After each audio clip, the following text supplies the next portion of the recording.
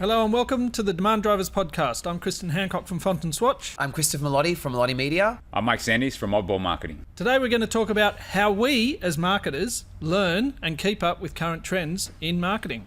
So I'm going to throw to Chris today. Sure. Go ahead, Chris. Look, as a marketer, I feel like you're never fully learned, right? Like you never hit a peak, especially in the world we're living in today. Well, you can't be. But I know people that have that attitude where they go, no, I'm in the CMO position and I refuse to learn anything else. And I think that's, I know. Well, look at your faces. But I know. And I think the head in the sand thing is just not okay today, right? With AI and all these things happening so fast, we all have to be, as marketers, There's so many new channels coming through. You can't just stand still. So for me, look, I'm always big in multi-channel learning. So like when I'm walking the dogs, I'm listening to ebooks, and podcasts, right? Podcasts, we want to make sure we're doing podcasts. But also I find signing up for events and going to events is where I learn the most, because you get speakers that are actually really incentivized to teach. And so it's not just like I'm talking, go to those, those events where they've got a few speakers talking about the latest things, even if it feels exhausting. Like I know as marketers, we can get overwhelmed very, very fast because there's just so much happening so quickly. But I try and really push myself to go to an event where there's a speaker talking about AI and platforms and things technology. that can be and things that are on the peripheral as well as as ones that are directly related to you, or do you just focus on things? No, anything. And the reason why is because, one, I pick up gold nuggets, right? If that person's presenting for 45 minutes, you might pick up 3 things, but that's okay, because that can be inspirational for you, your team, you bring it back.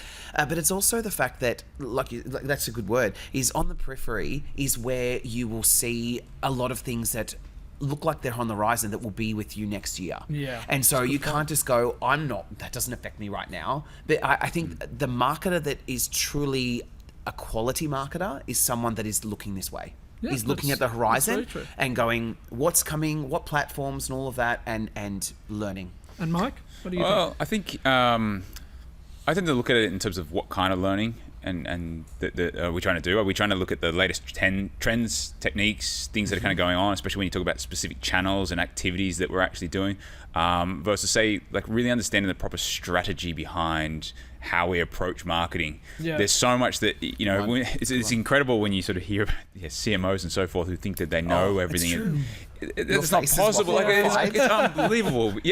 One, because each channel is evolving and changing constantly. Like the tools and techniques and things that we're doing now are different to what they were 6 months ago with the different platforms. 2 months ago. Let alone what's happening across the different channels. From one business, if you're a CMO at the end of the day. So. Yeah, absolutely. And the thing is that you think, then what do we actually know about human beings and how we think and behave and stuff?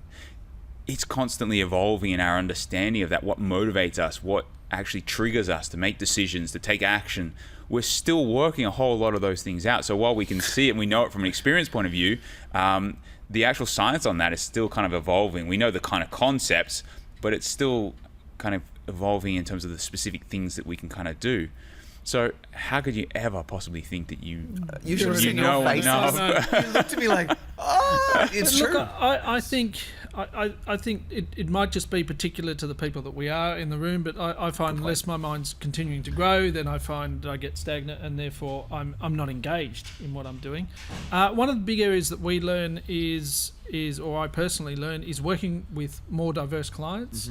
Because often we'll find little nuggets within clients, or when we're creating or looking at a brand, we actually learn from what the clients are doing as well. So having that diversity.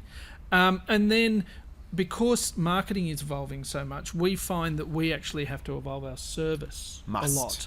And to do that, I need to be current with what's going on, but also thinking ahead. Well, what is the next thing that the client's going to want, and what are they going to see to really get value out of their branding and the branding service that we're providing? So that is a lot of energy.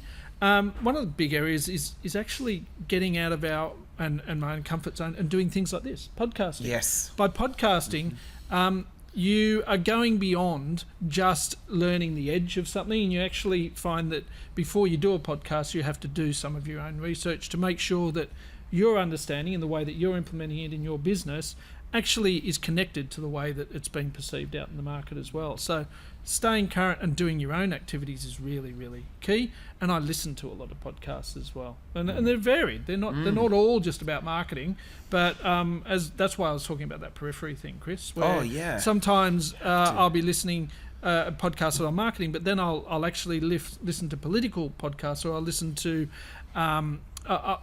to like financial podcasts as well, and I pick up different aspects, and because it helps me be a better marketer. Is it context? Maybe that's what you're saying. Yeah, It's like absolutely, you're not just learning about marketing. You're learning Yeah. about the context that the world lives in. Yeah, exactly. and understanding the whole thing. 'cause And it's true. what right? else is influencing my client's business? Because I think that's, you know, we talk about within branding and within marketing, we talk about getting connectivity to an audience to influence their buying decision. If you don't know what's going on in those I agree. businesses from a broader strategic perspective, macro and micro perspective, then you're not being as efficient. So you've got to be a bit of a sponge. Yep. Really. I think that's also builds confidence too with the clients. If they know that you understand their Yes. industry, just even if it's surface level, just having that broader awareness really does help in terms of that connection with clients. And you're right, the amount that we learn from one industry and realize that actually that applies to other industries where people aren't actually applying that at this stage is a huge advantage. Yeah. You know, you find that, hey, that technique works really well there, and you think, oh, gee, actually, I've Could got a apply it whole bunch of somewhere other else. clients over here that's going to work extremely well for, and so you can kind of get massive results for them on something that you've sort of cross-pollinated from other industries. Exactly. And I know, Mike, one of the aspects of, you know, knowing you for some time, you're a huge reader of books. Well, I read a lot of books as well, but Mike, you know, you Listen to a lot. You Listen listen to to- a phenomenal. yeah. But that's okay, because that's an understanding for yourself about how you absorb information. You know, some people like to read and others like to hear, etc. Yeah, I mean, sometimes it's a matter of convenience and what you can do when Yeah. you're on the road a lot. Oh, yeah, Then that's listening And, makes you a know, big and difference. apps like Blinkist that's fantastic in terms of if you are time poor but you want to capture the salient points. I know a lot of professionals out there do use things like Blinkist, which just summarises your Yeah, books. the bites. Yeah. I mean, speaking of sort of different techniques, because you've got a bit of a trick that you do when listening to audio to sort of get yourself through things a bit quicker think we than all the rest do of it. it. We all do that. So I play things on a minimum of 1.5 times. Yeah. So it's between 1.5 and 2 I do it times, too. because then it just reduces down. And I actually, I'm at the point now where I can't listen to things on one times Yep. because it's too slow. Yep. I find the conversation is too slow, and Yeah. I just switch off. And my brain's now attuned to picking up information at that faster rate. Isn't that the time, right? Yeah. Like, And that's just learning. you Yeah. know? And what about you, Chris? Is there any other aspects you'd like to add? no, like I try and just be proactive. I think that's the key. Is being proactive with your learning as a marketer is so important. Like, and I've noticed that people in corporates, which I used to be, you do get quite bubbled, Yeah. right? Like because you're living and breathing the same brand every single day with the same people. The temptation is to fall back into the whole, this is how we've always done things, this is how we will always do. Whereas I feel like being an agency side, we see different clients, different techniques, things happening all the time. We keep on top of it, like, quite organically. So it doesn't matter what situation you're in. If you're in an agency, is make sure you're being open, so you're there for your clients, like Mike said. But also, if you're in that corporate side, is make sure you're being proactive with your learning, because marketing will leave you by in, Mike said, 6 months. I think 2 months. Yeah, It's like, and I really liked what you said before about don't be afraid to be a student either. Yeah, Go away, it's go along to scary, I somebody know, else's lecture I and know. just absorb it, listen to it. You don't have to get a plethora of things out of it. You could just take 1 or 2 points out of, you know, and you've done well. I think the reality is, especially when you look at the marketing sphere and just how broad it is, no one can be an expert in every channel. No, it's just, not it now. is- you just we've podcasted about specialism over generalism. You just cannot be a generalist marketer these days. Yeah, so there'll be a couple of things that you might focus on and say, look, I'm really good in those particular spaces, and in every other one, you are a student of those other channels, and you have a broad awareness of them, but you can never get to the level of detail required in every single channel. It's not humanly possible.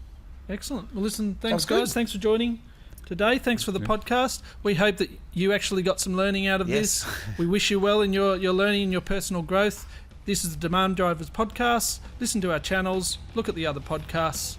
We'll see you next time.